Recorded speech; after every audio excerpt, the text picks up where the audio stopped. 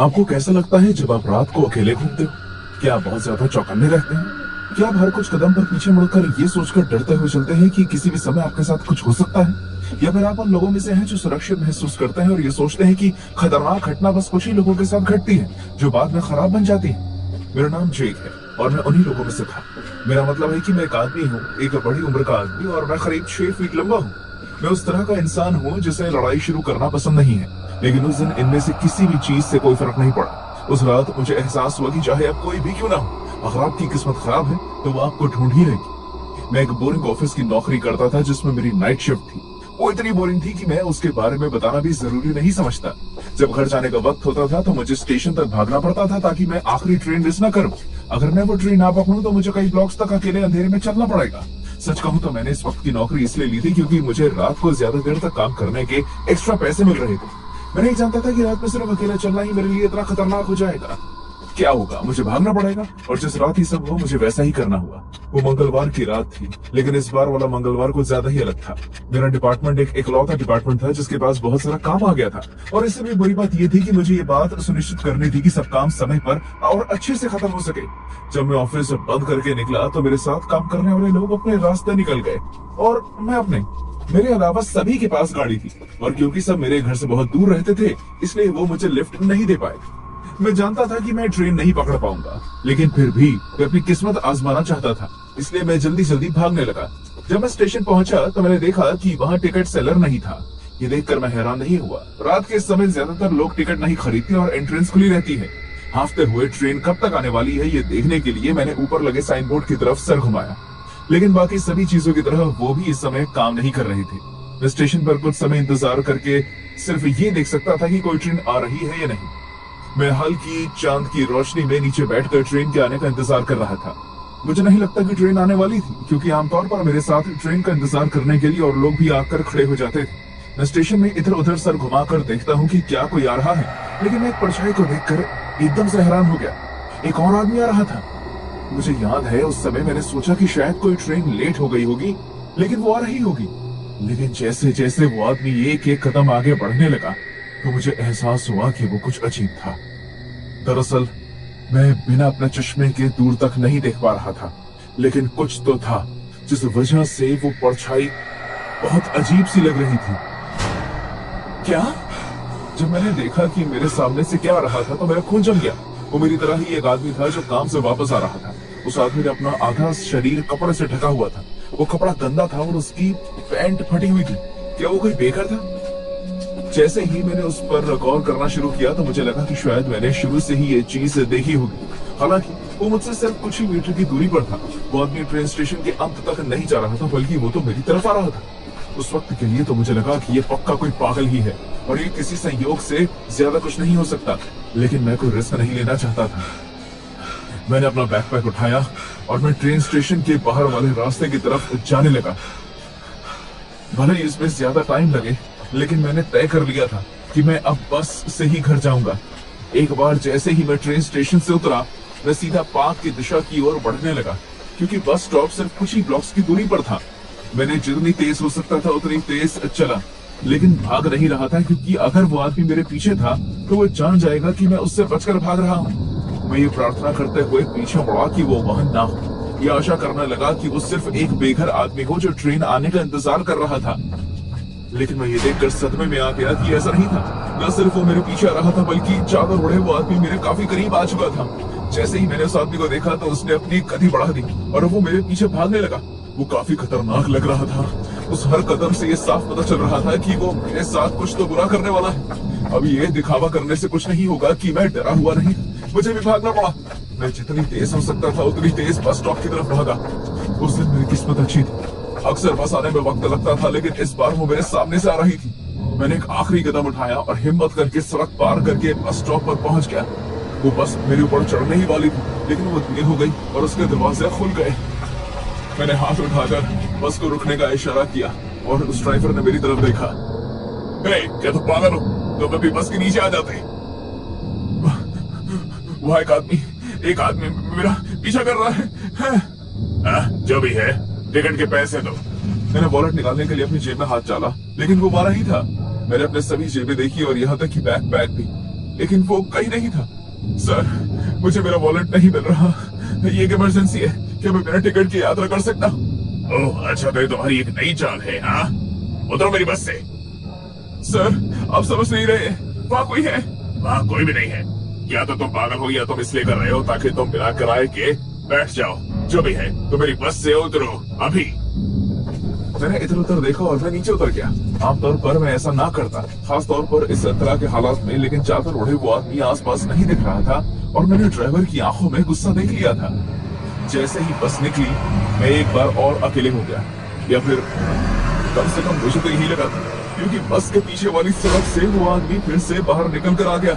वही आदमी जिसने खुद को कपड़े से ढका हुआ था। मैं डर के मारे हक्का बक्का रह गया। वो आदमी धीरे धीरे मेरी तरफ चलकर आ रहा था और उस समय मैं जैसे भागने में असमर्थ हो गया था। वो मेरे सामने आकर खड़ा हो गया। मैं दीवार से सट गया। जैसे ही वो मेरे सामने आकर खड़ा हुआ, उसने अपना हाथ आगे करके मुझे कुछ देने की कोशिश की। क्या ये तुम्हारा वॉलेट है? तुमने इसे ट्रेन स्टेशन पर गिरा दिया था। मैं नीचे देखता हूँ और ये सच था, वो मेरा ही वॉलेट था। मैं देख सकता था कि उसमें अभी भी पैसे थे। कैसी वजह से आदमी मेरे पीछे भाग रहा था? शुक्रिया, बहुत बहुत शुक्रिया। जैसे ही मैंने वॉलेट लेने के लिए हाथ आगे बढ़ाया, उस आदमी ने फौरन मेरा हाथ पकड़ लिया। अपने दूसरे हाथ से उसने उस कपड़े को हटा दिया और मुझे देखने लगा। वो बहुत ही भयानक था। उसका चेहरा बुरी तरह से खराब हो चुका था।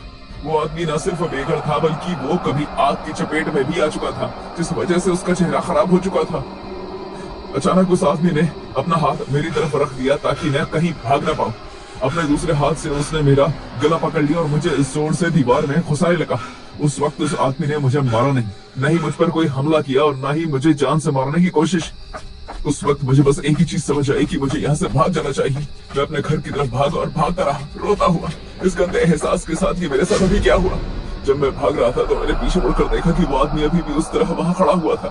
उसने मेरा पीछा करने की कोशिश नहीं की, वो बस वहां खड़ा रहा, हंसते हुए मुझे देखता रहा। वो आखिरी बार था जब मैंने रात में अकेले वापस जाने की लापरवाही की। अगले ही दिन मैंने अपनी शिफ्ट बदलने की बात रखी। अब मैं कभी नाइट शिफ्ट नहीं करूंगा। मैं आज भी बयान नहीं कर सकता कि उस दिन मेरे साथ क्या हुआ, लेकिन अगर विचार किया जाए तो बताने के लिए ज्यादा कुछ है नहीं। मैं बस एक घटिया आदमी का शिकार बन गया था जो उस रात के अंधेरे में अकेले देख गया। मुझे आज भी याद है किस तरह वो दूर से मुझे देखकर हंस रहा था, क्योंकि वो मुझे डराने में सफल हो चुका था। और मैं सोचता हूँ कि अगर वो मुझे डराने से और ज्यादा कुछ करना चाहता होता तो मैं उस आदमी के आगे कितना मजबूर हो जाता और कुछ भी नहीं कर पाता। पार्टी काफी शानदार थी। क्लब से बाहर निकलने के बाद भी मेरे पैर अंदर बज रहे गानों पर थिरक रहे थे। मुझे चक्कर आ रहे थे। हालांकि वो क्लब शहर के थोड़े हल्के हिस्से में था, लेकिन मैंने उस बारे में ज्यादा न सोचने के बारे में तय किया। रात काफी ठंडी थी, जिस वजह से मैं जल्द ही अपने पूरे होशो आवाज में आ गया, लेकिन सब बढ़िया था। इतनी अच्छी रात पर कुछ भी गलत नहीं हो सकता, है ना? बच्चे। हाँ, मैं अपने रास्ते पर जाता जाता बीच में रुका। मेरी दाएं तरफ से ये आवाज आई। मैं बिना ध्यान दिए चलते रहना चाहता था, लेकिन मैं ऐसा नहीं कर पाया। आखिरकार वो अजनबी था। हेलो, अगर मैंने तुम्हें डरा दिया तो मुझे माफ करना। मुझे बाद में मालूम पड़ा कि उस आदमी का नाम जो भी था, वो एक मजेदार इंसान था। साफ तौर पर मुझसे कई गुना कम भाग्यशाली। उस गंदे, फटे हुए, बदबूदार और पुराने कपड़े देखकर यह एहसास करना बहुत आसान था, लेकिन खैर मैं उसे जज करने वाला कोई नहीं होता था, है ना? मुझे बहुत भूख लगी है। गली के आखिर में एक बर्गर जॉइंट है, क्या तुम मुझे वहाँ से कुछ खाने के लिए दिला सकते हो? इसके लिए तुम्हें सिर्फ कुछ पैसे ही देने पड़ेंगे और तुम इस बूढ़े आदमी को खुश कर दोगे। हालांकि वो इतना बूढ़ा भी नहीं था, लेकिन इससे उसकी मांग का महत्व कुछ कम नहीं हो जाता था। जाहिर है उसे अपनी जिंदगी में बेहतर दिन देखे होंगे और मेरे पास कुछ पैसे रखे भी थे। वैसे मुझे भी काफी भूख लगी है, तो क्यों ना, क्या तुम मेरे साथ अंदर चलना चाहोगे, है ना? नहीं। उसने काफी जल्दी ये जवाब दिया। उसकी आवाज ऊंची और तीखी थी। मैंने एक कदम पीछे ले लिया, जिस वजह से मेरा सर दीवार से टकराया। एक पल के लिए मुझे घिरा हुआ महसूस हुआ कि शायद मैं फंस गया हूँ। मुझे माफ करना, उन्हें मेरे जैसे लोगों का वहां जाना पसंद नहीं। उनका मानना है कि मैं उनके कस्टमर्स को डरा देता हूँ। मैं एक लंबी सांस लेता हूँ और अपने चेहरे पर मुस्कुराहट लाने की कोशिश करता हूँ। वैसे तो उसकी बात सही भी थी। कोई बात नहीं, मैं हम दोनों के लिए कुछ ले लूंगा ताकि हम शेयर कर लें। हम उस नदी के पास बैठ के खाते हैं। साल के इस वक्त काफी अच्छा लगता है। लेकिन तुम्हें ठंड नहीं लग रही? उसने इस बात का जवाब नहीं दिया, बस अपने कंधे चढ़ा दी। खैर, मुझे लगता है कि शायद उसे आदत हो गई। मुझे थोड़ा वक्त लगा, लेकिन अपनी उम्मीद से काफी जल्दी मैं उस बर्गर जॉइंट तक पहुंच गया। वो जगह ज्यादातर खाली थी, कुछ टेबल पर लोग नशे में धुत पड़े थे, वो मुझसे भी कहीं ज्यादा नशे में थे। जैसे ही मैं हमारा ऑर्डर लेने के लिए लाइन में जाकर खड़ा हुआ, मैंने देखा कि ऑर्डर लेने वाली लड़की अजीब तरीके से मेरी तरफ देख रही थी, लेकिन देखिए उसने एक प्यारी मुस्कान के साथ मेरा ऑर्डर लिया। हो सकता है कि उसे देर रात अजीबोगरीब लोगों से टकराने की आदत है।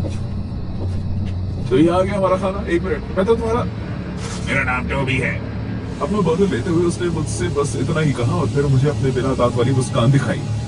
क्या जो भी है, खड़े होकर खाना खाने से बेहतर है कि हम बैठ कर खाएं। हम कोई घोड़ी थोड़ी ना है ना?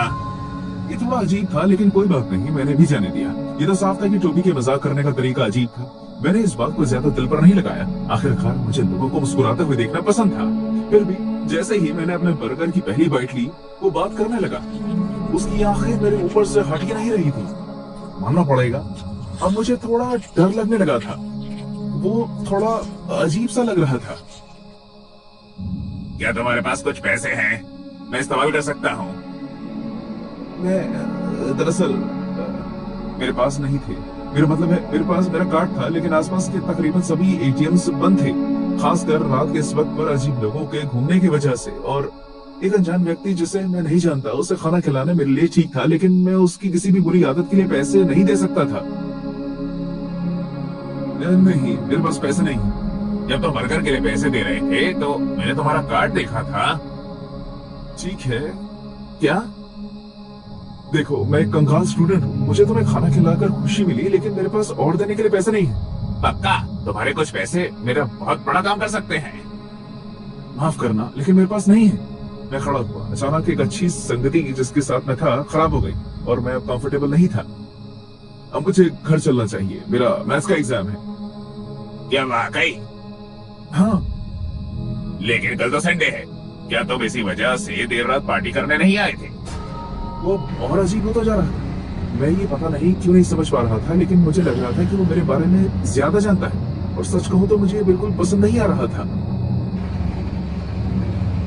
शायद, लेकिन फिर भी मुझे घर जाना है। रुको। जिस तरह उसने मेरा हाथ पकड़ा, मेरी कलाई दर्द करने लगी। वो कितना भी कमजोर क्यों नहीं था, पर उसकी पकड़ मजबूत थी, लेकिन फिर भी मैंने आसानी से उसे अपना हाथ छुड़ाया। मैं उससे दूर चलने लगा, लेकिन उसने जल्द ही मेरी गति को पकड़ लिया। हो सकता है कि मैं गलत हूँ, लेकिन टोबी के बारे में कुछ ऐसा था जो मुझे अच्छा नहीं लग रहा था। मैं उससे दूर होना चाहता था। ठीक है, मैं समझ गया बच्चे, जाओ। उसे सुनकर ऐसा लगा जैसे उसने हार मान ली। मैं किसी वजह से रुकना चाहता था, उससे कहना चाहता था कि उसकी गलती नहीं है। मुझे बस डर लग रहा था, लेकिन मैं नहीं रुका। इसके बावजूद कि वो नदी के किनारे से हिला तक नहीं, मेरी उंगली फोन में इमरजेंसी बटन तक पहुंच चुकी थी। आखिर मुझे जरूरत हो तो मैं अपने घर की गली तक काफी जल्दी पहुंच गया। आखिरकार मैं भी शहर के बुरे इलाके में ही रहता था। ओह गॉड, ये क्या था? जैसे ही मैंने अपने घर की चाबी ढूंढने के लिए अपनी जेब में टटोला, मुझे आवाज आई किसी के चलने की। हाँ, शायद रात के इस समय कोई और भी बाहर घूम रहा था। फिर भी कुछ तो अजीब महसूस हो रहा था। अचानक मुझे लगने लगा कि ताजी ठंडी हवा कड़क हो गई है। मुझे घुटन से महसूस होने लगी। जब मैंने उस शोर की आवाज की वजह ढूंढने की कोशिश की तो मैं चिल्ला पड़ा। वो टोबी था। वो मुझसे कुछ ही मीटर की दूरी पर खड़ा था। उसके हाथ में बेसबॉल बैट था। मुझे सच में सिर्फ थोड़े पैसे चाहिए बच्चे। मैं तुम्हें चोट नहीं पहुंचाना चाहता, लेकिन मुझे कुछ भुगतान करने का है। क्या तुम एक बूढ़े आदमी की मदद नहीं कर सकते?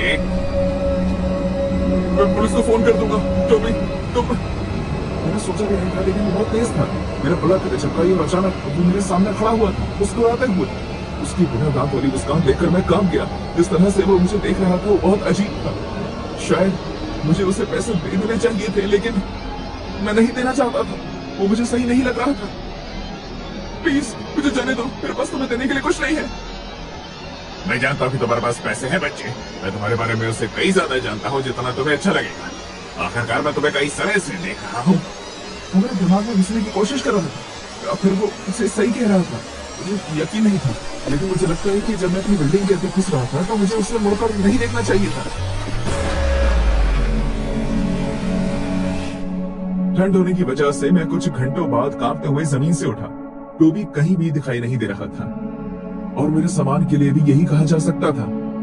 फिर भी आज तक इतने महीनों बाद भी मुझे रात को उसके बुरे सपने आते हैं। शायद मैं उसके साथ बेहतर बर्ताव कर सकता था। शायद शायद तब मुझे नहीं लगता कि वो लगातार मेरे पीछे है और जैसे ही मैं रुकूंगा तो वो मुझ पर हमला कर देगा। लेकिन शायद बेघर होना जीवन का सबसे बुरा सपना है। भूखमरी से बढ़कर क्या हो सकता है। रात दर रात आपको ये एहसास होता है कि भूखे पेट सोना कितना मुश्किल है। बेचारी से आपको रात पर नींद नहीं आती, आप फड़फड़ाते रहते हैं और लोग और भी ज्यादा बुरे होते हैं। कुछ लोग आपको सड़क पर गंदी नजरों से देखते हैं, जैसे आपको उनके दिन की शुरुआत के लिए बदनसीब ले रहे हैं। कुछ लोग काफी अच्छे होते हैं, उनके हाथ में जो कैश होता है वो आपको भीख में दे देते हैं, लेकिन सिर्फ अगर वो चाहे तो। लेकिन उनमें से एक, जिसे मैं अभी तक तो इंसान ही मान रहा हूँ और शायद बेघर भी, वो मेरा मांस खाना चाहता था। इस बात को 10 साल बीत चुके हैं। मैं एक सुरक्षित घर में रहता हूँ, मेरी एक बीवी और 2 बच्चे हैं और मैं अपने बहुत बुरे दिनों से उभर कर यहाँ तक पहुंचा हूँ। लेकिन फिर भी उस दिन की याद मेरे दिमाग में छप सी गई है। जब मैं करीब 20 साल का था और यूनिवर्सिटी में नया दाखिल हुआ था, तब मुझे कई चीजों की लत लग गई थी, जैसे कि ड्रग्स। मैं उसके बिना जी नहीं सकता था। हर रात मैं अपना ज्यादा से ज्यादा समय पाउडर की लाइनों और पैकेटों के साथ गुजारने लगा। मैं अपनी इच्छाओं से बच नहीं पा रहा था। यूनिवर्सिटी को इसके बारे में पता चलने में ज्यादा वक्त नहीं लगा और उन्होंने मुझे निकाल दिया। उसके बाद मैंने अपने पेरेंट्स के घर जाकर मदद मांगने की कोशिश की, लेकिन वो भी मुझसे हार मान चुके थे। मैं सड़क पर आ गया था, मेरे पास कोई डिग्री नहीं थी और मैं बेघर था। उसके बाद मैं करीब 3 साल तक यूं ही भटकता रहा, एक शहर से दूसरे शहर, और मैं हमेशा एक भीड़ भाड़ वाले सेंट्रल हिस्सा ही ढूंढता रहा ताकि कुछ पैसे कमा सकूं। उस टाइम तक मैं भी ड्रग्स में होने के नशे और उसकी आदत से जूझ रहा था। जब भी मैं पैसा कमाता तो अगले शहर जाने के लिए बस की टिकट खरीदता, कभी कभी खाना और उससे भी कम नहाना। ये सिलसिला तब तक चलता रहा जब तक मैं एक ऐसे शहर में नहीं पहुंच गया जो मेरे बचपन के बहुत करीब था। उस वक्त तक चीजें बहुत ही साधारण थी। ड्रग्स से कई वक्त पहले वहाँ एक जगह थी जहाँ मैं और मेरे डैड अक्सर मनोरंजन के लिए जाया करते थे। जहाँ तक मुझे याद था, वो शहर की नदी के किनारे झाड़ियों की पत्तियों के पीछे एक छोटी सी जगह थी। उस जगह को याद करते हुए मैंने सोचा कि यह रात सोने के लिए एक बेहतरीन जगह रहेगी, कम से कम आज के लिए। मुझे ये देखकर बहुत ही आनंद मिला कि वो जगह अभी भी बरकरार थी। आसपास की झाड़ियां वक्त रहते काफी बड़ी हो गई थी और वहाँ के पेड़ इतने बड़े हो गए थे कि वो ऊपर बने पुल तक पहुंच रहे थे। किस तरह वक्त ने हम सबको बदल दिया था। बस की वो यात्रा काफी लंबी थी और तब तक दिन भी ढलने लगा था। मेरे पास बस नदी के किनारे तक चलकर जाने तक का ही वक्त बचा था। मैं झाड़ियों के बीच रास्ता बनाते हुए उस जगह तक जाने लगा जहाँ मेरे डैड मुझे ले जाया करते थे। पहले मैं अपने बैकपैक की मदद से बाहर निकली हुई नुकीली टहनियों को पीछे करता हुआ आगे बढ़ा। उसके बावजूद मुझे खुद को वहां तक ले जाने के लिए काफी मदद करनी पड़ी। क्या इस जगह की झाड़ियां वक्त के साथ बड़ी नहीं हुई? मैं सोचने लगा। अपने बैकपैक को दूसरी तरफ फेंकने के बाद मैंने तय किया कि अब मेरी बारी। लंबे सफर और चढ़ाई के बाद मैं काफी थक गया था और फिर मैं खुद को हिम्मत देते हुए दूसरी तरफ कूदा। मैं पक्की जमीन पर जा गिरा। जैसे ही मैंने खुद को थोड़ा संभाला और मैं खड़ा हुआ तो मेरे दिमाग में बचपन की यादें ताजा हो गई। लेकिन वो जगह कूड़ेदान बन चुकी थी। जगह जगह लोगों ने गंद मचा दिया था। वहाँ एक फटा पुराना स्लीपिंग बैग भी पड़ा हुआ था।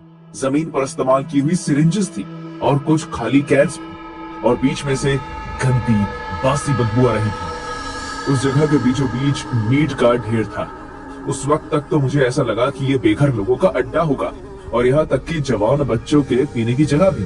लेकिन ये देखना बहुत ही दुखद था कि मेरे बचपन की जगह इस तरह से बेइज्जत हो रही थी। लेकिन मैं ऐसे हाल में नहीं था कि इसके बारे में कुछ कर सकूं। मैंने एक लंबी सांस लेकर ये सब नजरअंदाज कर दिया और अपने सोने के लिए एक साफ जगह ढूंढ ली जो एंट्रेंस से काफी दूरी पर थी। जैसे ही मैं उस सड़े हुए बिस्तर पर आकर लेटा, मेरे दिमाग में मेरा बचपन घूमने लगा। जैसे ही मैं बिस्तर पर आराम करने की कोशिश करने लगा और मेरी आंखों से आंसू निकलने लगे, शायद से कुछ घंटों के बाद मेरी नींद गंदी और मांस का ढेर की दूसरी तरफ से आ रही पत्तियों के हिलने की आवाज से खुली। जैसे ही मैंने आंख खोली, मैं समझ गया कि वो आवाज कौन कर रहा था। एंट्रेंस की तरफ एक काली परछाई खड़ी हुई दिखी। वो काफी दूर खड़ा था, इतनी दूर कि उसका चेहरा देखना संभव नहीं था। लेकिन मुझे इतना पता चल रहा था कि उसने अपने एक हाथ में स्लीपिंग बैग पकड़ा हुआ था। मैंने सोचा कि शायद वो भी कोई बेघर आदमी होगा, लेकिन फिर भी किसी वजह से वो वहीं खड़ा रहा। झाड़ियों ने हवा की आवाज को रोक रखा था, इसलिए मुझे सिर्फ उसकी सांसों की आवाज सुनाई दे रही थी। लंबी गहरी आवाजें। उस वक्त की आवाज इतनी खतरनाक महसूस नहीं हुई, लेकिन मैं शांत रहा। मैं नहीं जानता था कि वो शख्स कितना सक्षम है या फिर वो क्या कर सकता है। वो हिला, धीरे धीरे वो मीट के ढेर के सामने जाकर खड़ा हो गया। वहां पहुंचने के बाद वो अपने घुटनों पर बैठ गया और उसने अपना मुंह उस ढेर के अंदर डाल दिया और मांस खाने लगा। उसे देखकर मुझे घिन आ रही थी। वो उस हरे, अजीब और खराब हो चुके मांस को निकलने लगा। वो कुछ इस तरह खा रहा था जैसे वो कई दिनों का भूखा हो। मुझे उसको देखकर उल्टी जैसा महसूस हो रहा था। हे! मैंने चिल्लाकर कहा। मैं उसे अपने होने का एहसास देना चाहता था और मेरा मुंह अपने आप खुल गया। ये तुम क्या कर रहे हो? इस मांस को देखकर लगता है कि ये कई दिन। उसने अपना सर घुमाकर मेरी तरफ देखा। वो मुझे घूरने लगा। उसके दांतों से खून अभी भी टपक रहा था। वो मुस्कुराने लगा। अचानक मुझे उसके नुकीले दांत भरा मुंह दिखाई दिया। उसके नाखून अजीब ढंग से बने हुए थे। एक ही झटके में वो मुझ पर झपटा। जैसे ही वो किसी जानवर की तरह चार पैरों पर चलकर मेरी तरफ आने लगा, मैं फौरन स्लीपिंग बैग से निकलकर पीछे बनी झाड़ियों में घुस गया। जैसे ही मैंने जिंदा रहने के लिए रेंगने लगा, कांटे भरी झाड़ियों और जहरीले पेड़ों ने मुझे घायल कर दिया। उसके दांतों की आवाज ने मेरे अंदर एक दहशत पैदा कर दी। मुझे हर पल ये एहसास सताता रहा कि वो मेरा पीछा कर रहा है। जैसे ही मैं झाड़ियों से बाहर निकला, मैं वहां से भाग गया। मेरा सारा सामान उस इंसान के साथ वहीं रह गया। जैसे ही मैं थोड़ी दूर आया, मैंने पीछे मुड़कर उस आदमी को देखा। वहां से सिर्फ एक चेहरा बाहर झांक रहा था जो मुझे भूखी नजरों से देख रहा था। उस दिन के बाद से मैंने खुद को बदलने की ठान ली। मैं अब दोबारा कभी सड़कों पर रात नहीं बिताना चाहता था। अगले ही दिन मैंने पुलिस को फोन किया। मैंने उन्हें उस जगह और वहां रह रहे इंसान के रूप में जानवर के बारे में बताया, लेकिन मेरे एक बेघर लड़का होने की वजह से उन्होंने मेरी बात का यकीन नहीं किया। जब मैं वहां दोबारा गया तो मैंने देखा कि रात के अंधेरे में रखा हुआ मीट का ढेर अब वहां नहीं था। अब वहां सिर्फ कुछ बेघर लोगों के कैंप बचे थे। वो उस जगह वो यही कहते हैं, लेकिन मैं जानता हूं और मानता हूं कि वो सच में मीट खाने वाला बेघर आदमी